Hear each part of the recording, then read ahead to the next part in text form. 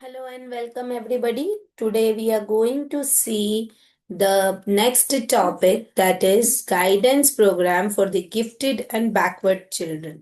अब हम देखेंगे गाइडेंस प्रोग्राम गिफ्टेड और बैकवर्ड चिल्ड्रन। इससे पहले हम ये समझें कि गिफ्टेड बच्चे कौन से होते हैं और बैकवर्ड बच्चे जो हैं वो कौन से होते हैं। गिफ्टेड बच्चे वो होते हैं जिनका आईक्यू यानी इंटेलिजेंस लेवल, जैसे हमने आपको पिछली ही क्लास में बताया था कि इंटेलिजेंस किससे चेक की जाती है, कौन इंटेलिजेंट होता है, कैसे पता चलता है?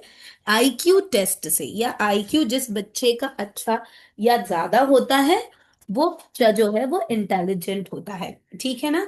एक बॉर्डर मार्क होता है, उसके आगे अगर बच्चे की आईक्यू है 70 से ऊपर, आईक्यू वाले जो बच्चे होते हैं वो इंटेलिजेंट बच्चे कहलाते हैं। और 30 यानी 30 से नीचे वाले बच्चे मेंटली रिटार्डेड होते हैं। 50 to 70 तक के बच्चे जो होते हैं वो एवरेज इंटेलिजेंस वाले बच्चे होते हैं। तो 70 से ऊपर मतलब किसी का आईक्यू 90 है, 100 है, 110 है, 150 का इसका आउट ऑफ टोटल रेशियो रहता है उसके अकॉर्डिंग। और अभी तो आजकल वो भी बढ़ चुका है, बिकॉज बच्चों की जो लेवल ऑफ इंटेलिजेंस है वो शुरुआत ही 50 60 से हो रही है। मतलब 50 60 के नीचे वाले जो बच्चे हैं मतलब ठीक ठाक रह रहे हैं। और 20 पर अभी मेंटल जो रिटार्डनेस वाले जो बच्चे हैं ना वो हो रहे हैं। पहले टाइम पे 50 के बाद ही मेंटली रिटार्डेड होते थे, क्योंकि उस समय इतनी फैसिलिटीज और सुविधाएं नहीं होती थी, है ना। और मतलब हायर इंटेलिजेंट बच्चे मतलब 90 तक अगर आईक्यू हो गया मतलब वो बहुत ज्यादा इंटेलिजेंट हो गए। बट अब आजकल 140 130 तक हाई आईक्यू बताया जा रहा है। बिकॉज अभी क्या है, इतनी फैसिलिटीज और इतनी चीजें इतना होने के वजह से जो इंटेलिजेंस लेवल जो है ना वो बॉर्न 50 60 हो रही है।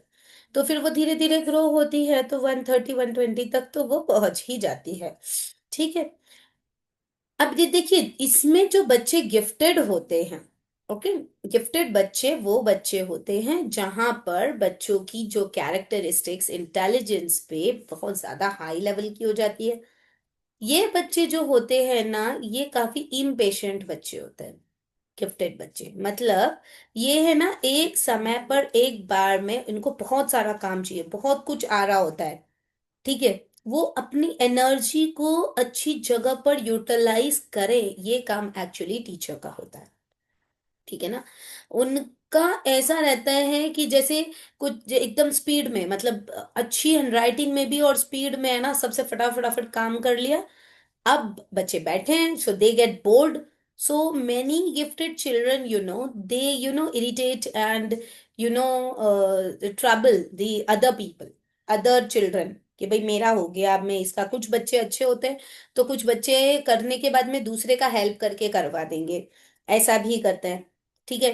तो ऐसे करके इन बच्चों की जो एनर्जी है ये और अच्छा होने के लिए टीचर को गाइडेंस प्रोग्राम करना चाहिए। ठीक इसी प्रकार जो बैकवर्ड बच्चे होते हैं अब इन्हें हेल्प और सपोर्ट की जरूरत है।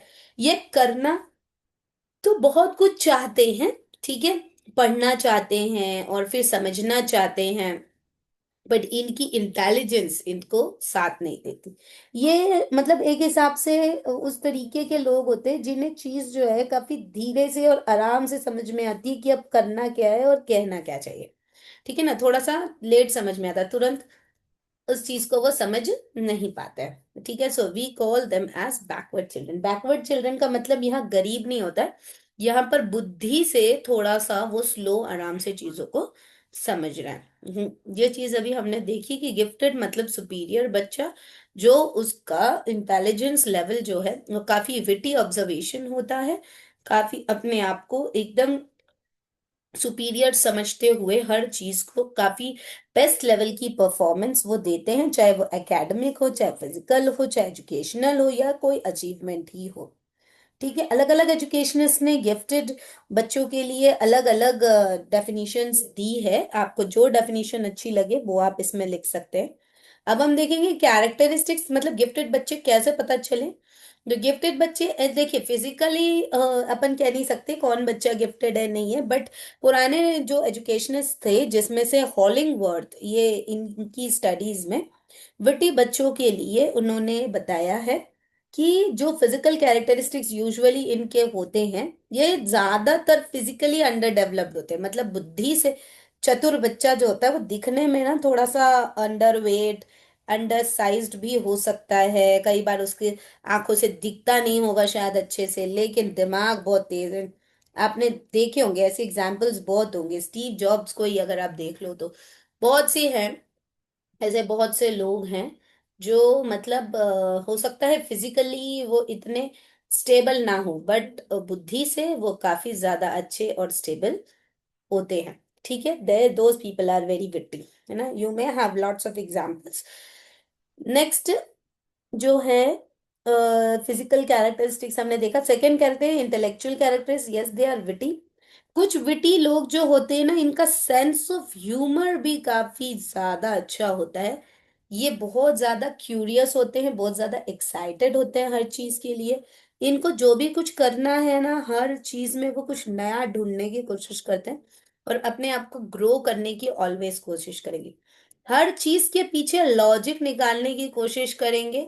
और इनका जो अटेंशन स्पैन है ना बहुत ज्यादा देर तक होता है, मतलब ये एक समय पर एक तो मल्टीटास्किंग भी होता है, एक चीज में काफी लॉन्ग टाइम तक अपना टाइम स्पेंड करते हुए वाला काम कर सकते हैं। मतलब ये बच्चे ऐसे, जैसे अगर उनको रीडिंग अच्छी लगे तो वो रीडिंग कर रहे हैं तो वो कंटिन्यू रीडिंग करते ही जा रहे हैं, करते ही जा रहे हैं, करते ही जा रहे हैं, ऐसी इनकी जो एक्टिविटीज या उनकी आदतें कह लो वो चीजें होती है। ठीक है, next personality trait, personality trait मतलब अब इनके अंदर क्या पर्सनल जो गुण है वो यूजुअली पाए गए हैं या माने जाते हैं। तो सबसे पहला ऐसा है कि ये अपने आप में हर चीज को अंडरस्टैंड करने की कोशिश करते हैं। ठीक, और फिर ये अपने लेवल पर सारी चीजों को पहले करना कोशिश करते हैं। अभी इनका क्या होता है ना, यूजुअली इनके सारे काम हो चुके होते हैं, सब चीजें वो अब जल्दी समझ जाते हैं तो सब कुछ जल्दी जल्दी कर लेते हैं, तो ये बोर भी बहुत ज्यादा होते हैं ये लोग, है ना।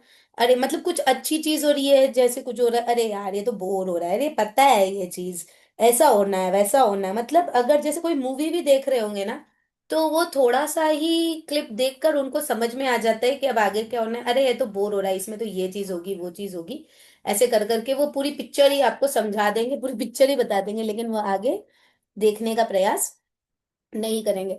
तो इस प्रकार की भी इनकी थिंकिंग और लेवल ऑफ अंडरस्टैंडिंग जो है वो होती है।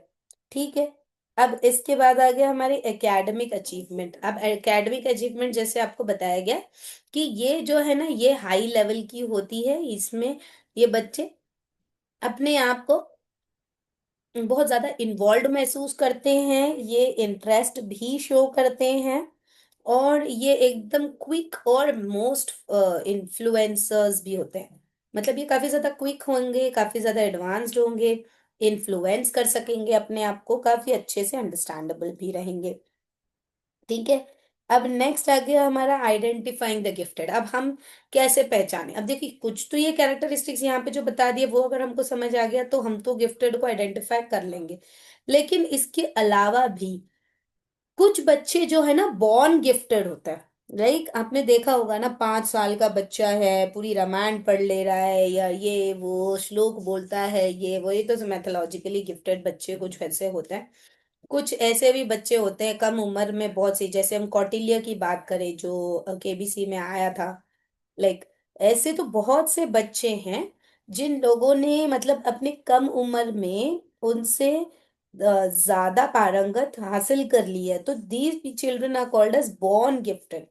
ठीक है ना, ये जन्म से ही गिफ्टेड होते हैं, मतलब ये जन्म से ही इनका आईक्यू लेवल काफी ज्यादा स्ट्रांग होने की वजह से they are most intelligent, they understand the thing much most curiously. ठीक है, तो ये वाली चीज जो है ये इसमें होती है। अब आ जाते हैं हम हमारा नेक्स्ट की, अगर हमको किसी जनरल बच्चे की पता करना है कि गिफ्टेड कौन कितना है तो ऑब्वियसली उनके मेंटल टेस्ट होंगे, जिसमें IQ test is the very first test which identifies how much intelligent you are, and then how much capable you are. ठीक है। फिर इसके साथ साथ इसकी एप्टीट्यूड, मतलब आपके अंदर कितनी क्षमता है, that is aptitude test. Achievement, कितने बच्चों में एप्टीट्यूड तो होता है, बट कई बार एनवायरनमेंट का बहुत फर्क पड़ता है, तो वो कई बार कुछ चीजें जो हैं वो अचीव नहीं भी कर पाते हैं। इसीलिए एप्टीट्यूड के साथ अचीवमेंट टेस्ट भी किया जाता है। इसमें पेरेंट्स की रिपोर्ट भी बहुत मायने रखती है, कि मतलब बच्चा घर में कैसे कर रहा है, क्या कर रहा है, क्या चीजें वो घर में करता है, क्या चीजें वो नहीं करता है। तो ये सारी चीजें भी बहुत मायने रखती है। अगर बच्चा स्कूल में पढ़ रहा है तो फिर टीचर व्यू भी अच्छा होना चाहिए। If the teacher view is not good, not proper, तो वो उस बच्चे को आप इतने जल्दी गिफ्टेड की कैटेगरी में नहीं डाल पाएंगे। ठीक है। Next, a good deal of potential talent should be there. अब ये जो टैलेंट है बच्चों का, ये वैसा और उस प्रकार से होना चाहिए जैसा कि जरूरी है। ठीक है। अब टैलेंट ओरिएंटेड जो बच्चे होते हैं उनके लिए ये बहुत ज्यादा जरूरी है कि चीजों को हम ऐसे समझें कि बच्चों के टैलेंट को कहाँ कहाँ आप लेके जा सकते हैं। ठीक। अब ये देखिए, इसमें हम एम्फसाइज करेंगे अलग अलग सब्जेक्ट्स को, कि अलग अलग लोगों ने अलग अलग वजह से गिफ्टेड बच्चों के लिए अलग अलग गाइडेंस प्रोग्राम्स जो है वो लॉन्च करने के तरीके बताए हैं। तो गिफ्टेड बच्चों के लिए जो हम गाइडेंस प्रोग्राम करेंगे उनके लिए हम क्या कर सकते, because as they are already gifted they know many things, so we can not launch a programme which they are have already been studied और already have been aware of. अगर हम ऐसा करेंगे तो बच्चे तो बोर हो जाएंगे, then how they will attend the guidance programme. So it's something where they get an opportunity to explore themselves, like exhibitions, right, they can exhibit themselves, कुछ उनके लिए अलग या अच्छा होए। ठीक है। अलग अलग सेमिनार्स हो, डिस्कशंस हो। डिस्कशंस ऐसे बच्चों के लिए बहुत ज्यादा फ्रूटफुल होता है, because while they are discussing, they are actually involving their views onto it। वो अपने व्यूज और आइडियाज जो है वो उसमें इन्वॉल्व करता है। फिर एजुकेशनल फेयर्स। ठीक है। एजुकेशनल फेयर आप कर सकते हैं, इसके साथ गेस्ट लेक्चर्स, किसी गेस्ट को बुलाकर जो आजकल बहुत ज्यादा फेमस हो रहे हैं उनको बुलाकर फिर आप उनकी वो करवाना, मतलब उनसे लेक्चर्स दिलवाना। करियर डेवलपमेंट एक्टिविटीज, ऐसी सारी चीजें आप गिफ्टेड बच्चों के लिए करवा सकते हैं। अब यहाँ पर देखिए बैकवर्ड बच्चे के लिए। Okay, as you can see here, see this is written educational quotient attainment level into 100 and chronological age। तो इससे बच्चे की एजुकेशनल कोशेंट, मतलब बच्चा कितना बैकवर्ड है और कितना नहीं है, ये इससे पता चलता है। अगर अटेनमेंट लेवल जो एवरेज है, जिसमें उस बच्चे की जो एज है वो अर्थमेटिकली 8 इयर्स है, और अगर उसकी रीडिंग इयर्स 9 है, तो उस बच्चे का अपना 100 से मल्टीप्लाई करके उसके क्रोनोलॉजिकल एज निकाली जा सकती है। तो ये अगर हम कर रहे हैं, और बच्चे की जो एक्चुअल एज है वो 11 इयर्स यहाँ पे बताएगी, तो इस लाइट में क्या होगा, जो बैकवर्ड बच्चा है उसकी एजुकेशनल कोशेंट 85 से कम आएगी, और इसीलिए ये बच्चा बैकवर्ड या स्लो लर्नर कहलाएगा। आप यूट्यूब पे देख लीजिएगा कि आप ये बैकवर्ड बच्चों की जो इंटेलिजेंस और एजुकेशनल कोशेंट है वो कैसे निकालते हैं, दो चार एग्जाम्पल देखिएगा तो आपको काफी अच्छे से समझ में आ जाएगा। थोड़ा समय मिलेगा तो हम भी इसकी वीडियोस अपलोड कर देंगे। अब देखिए, अब नेक्स्ट आ जाते हैं characteristics of children in the backward studies, मतलब इनकी क्या कैरेक्टरिस्टिक्स होते हैं। ये जो है सबसे पहला और इम्पोर्टेंट इसका ये रहता है कि इनकी अटेंशन स्पैन बहुत ज्यादा शॉर्ट होती है, मतलब ये जल्दी ध्यान नहीं दे पाते हैं। कुछ चीजें तो जनरली हम ये सोचते हैं सबको पता होगी, जिससे हम सो कहते हैं सो कॉल्ड कॉमन सेंस। ठीक है। वो चीजें इनमें नहीं रहती। फिर दूसरा, एब्सेंट माइंडेड होते हैं, मतलब वही बात अगर अभी थोड़ी देर पहले बोली है और उसी बात को वो दोबारा से बोल रहे हैं, that means they have not given attention on that part. ठीक है ना, तो वो बैकवर्ड बच्चों में आ जाएंगे, मतलब जो बात हमने बोली उसी बात को तुम घुमा फिरा कर वैसे बोल रहे हो, या उसी बात को तुम फिर से बोल रहे हो। So, like those type of things, they are having very less attention span. They're not paying attention on any of the things, and they are not aware of all those things. ठीक है ना? तो ये सारी चीजें जो है वो होती है। कुछ गिफ्टेड लोगों के साथ, जैसे मेरे साथ ऐसे ही होता है, टचवुड गिफ्टेड ही कह लो या जो भी कुछ है। हम गिफ्टेड लोगों के साथ ऐसा होता है कि हम ना कोई बात जो है वो सोच लेते हैं कि ये हमने किसी को बोल दी है, और हमें ऐसा लगता है कि हमने बोल दिया, बट सामने वाला तो समझेगा नहीं ना बिना बोले। हमारे जैसे गिफ्टेड लोगों के साथ ये समस्या हो जाती है कि if we are thinking then we feel that we have said only, and then afterwards we come out and then we burst on that person that I have told you so and so things and you have not done. Then the person says, well, you said, you may have so told in your mind. That means हमारे जैसे जो gifted लोग हैं, इन लोगों के पास ये एक problem है हमारी, जिससे जो नॉर्मल लोग हैं ना वो परेशान हो जाते हैं। यूजुअली क्या है, मेरे साथ तो यही था, मेरे जितने भी कोवर्कर्स है वो मुझे यही बोलते हैं कि मैम आप है ना जो भी चीज हो ना प्लीज नोटिस में लिख के भेज दिया करो, आप ये मत सोचा करो कि आपने बोल दिया। वो हर एक चीज छोटी छोटी सी बात पे मैं नोटिस नहीं निकालती, मैं बोली छोटी छोटी बात पे क्या नोटिस निकालना। देन आफ्टरवर्ड्स आई से कि this I told you that day. फिर अभी आजकल तो मेरे दो तीन लोग क्लोज हो, उनको समझ में आ गया है, तो वो ये बोलते हैं मैम आपने सोचा होगा, आपने हमसे कुछ भी कहा नहीं है। अब कई बार मैं तीनों बहाना भी मार देते हैं कि भाई नहीं नहीं आपने सच में सोचा होगा, लेकिन कुछ चीजें तो मुझे सच में याद रहती है, तो फिर मैं प्रूफ के साथ अब आजकल खड़ी करने लगी हूँ लोगों को। तुम बताओ, तुम थी ना वहां पे, तो बताओ मैंने ऐसी बात बोली थी कि नहीं बोली थी। Then they admit and then they say कि यस हाँ हाँ मैम आपने बोला था। तो हमारे साथ तो कभी कभी ये हो जाता है, या तो एज के वजह से ये चीज हो रही है कि भाई हम भूल रहे हैं कि हमने ये बात बोली थी या बताई थी या नहीं बताई थी, या हमारे साथ वो चीजें हो ही रही है या जो भी कुछ है।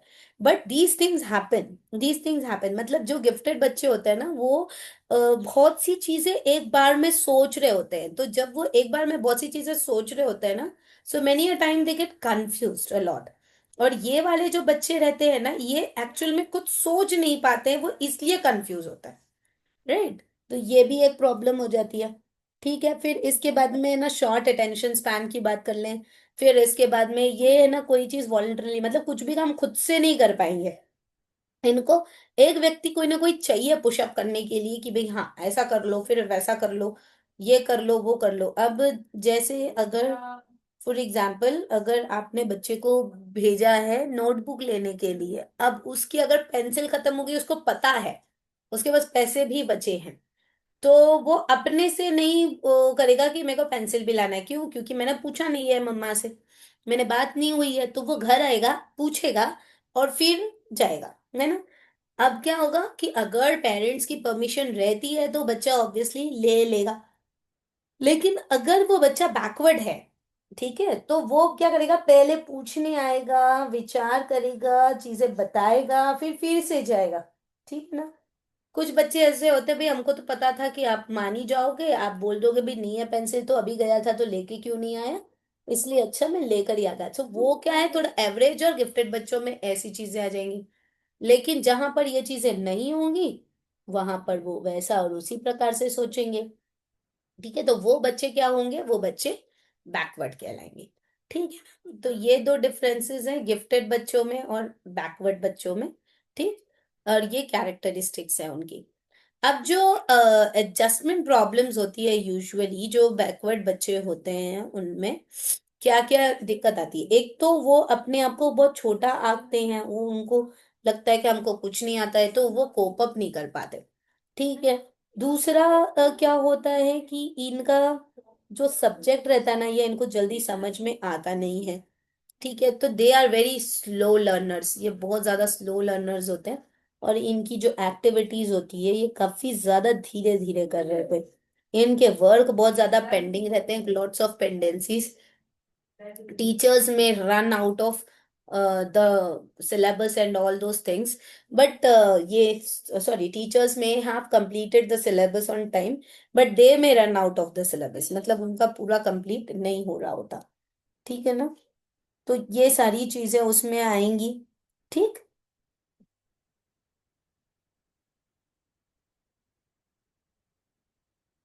बैकवर्ड चिल्ड्रन है गिफ्टेड चिल्ड्रन, राइट? नेक्स्ट जो है ये school community interaction in guidance programme, this topic is self study, आपको खुद रीड करना है, इससे रिलेटेड बहुत ज्यादा चीजें नहीं आती है टीचर्स।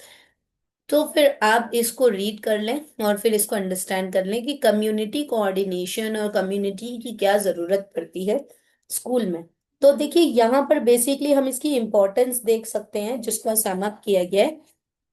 सबसे पहला कि एक तो अगर स्कूल कोई गाइडेंस प्रोग्राम किसी कम्युनिटी के माध्यम से रखता है तो इसमें क्या रहता है कि जो स्कूल है वो कमेटी बनाकर लोगों को गैदर अच्छे से कर पा रहा है ताकि लोग एक दूसरे से बातचीत करके चीजों को अच्छे से समझ पाए। फिर इसके साथ साथ में इनकी सोशल हैपनिंग्स जो होती है, सोशल गैदरिंग्स से ये मैक्सिमम चीजों को अंडरस्टैंड कर पाए और समझ पाए। ठीक। फिर डिफरेंट सोशल आइडियाज को ये डेवलप कर पाए, अलग अलग जो सोशल आइडियाज होते हैं उसको वो डेवलप कर सके, ये सारी चीजें आ जाए, है ना। फिर कोऑपरेशन बच्चे सीख सके क्योंकि school is a miniature society, they are actually getting developed for their citizenship in the country. जैसे ही वो बड़े होंगे तो अपने अपने अलग अलग एस्पेक्ट्स को वो अच्छे से समझ पाएंगे, फिर इसके बाद में इसके वेलफेयर प्रोग्राम्स और ये सारी चीजें हैं वो अच्छे से कर पाएंगे। फिर देन इंक्रीजिंग प्रॉब्लम्स, अलग अलग प्रॉब्लम्स को वो अलग अलग लेवल पर इंक्रीज कर सकते हैं। Then realisation of educational objectives, अलग अलग ऑब्जेक्टिव्स को वो रियलाइज कर सकते हैं। फिर इसके बाद में हमारी जो डेवलपमेंटल प्रोग्रेस है, मतलब स्कूल में बच्चों की कम्युनिटी में अलग अलग जगह कौन से लेवल पर कहाँ कैसी प्रोग्रेस हो सकती है, ये सारी चीजें यहाँ पर बच्चे देख और समझ सकते हैं। ठीक। तो ये हो गया हमारा जो अलग अलग एक्टिविटीज या कम्युनिटी के माध्यम से हम कर सकते हैं। School is the best influencer for the community. तो ये एक इतना इम्पोर्टेंट टॉपिक है जो आपको इस चैप्टर से करना है, बाकी और कुछ ये जो सारी चीजें दी गई है इतना is not that much important, आप उसको अपने लेवल पे स्टडी कर लीजिए। ठीक है। बस यहाँ पे हमारा गाइडेंस एंड काउंसलिंग का चैप्टर और खत्म होता है और ये सब्जेक्ट खत्म होता है। अब यहाँ से हम स्टार्ट करेंगे, टुमारो इज सैटरडे, तो कल नहीं मंडे से हम स्टार्ट करेंगे राइट्स ऑफ चिल्ड्रन। ठीक है, फॉर दी ईसीसी और जो एनटीटी वाले हैं उन लोगों के लिए एनवायरमेंटल स्टडीज जो है वो स्टार्ट होगा। ठीक है। So I'm stopping the presentation here. If you have any doubts, you can ask me now.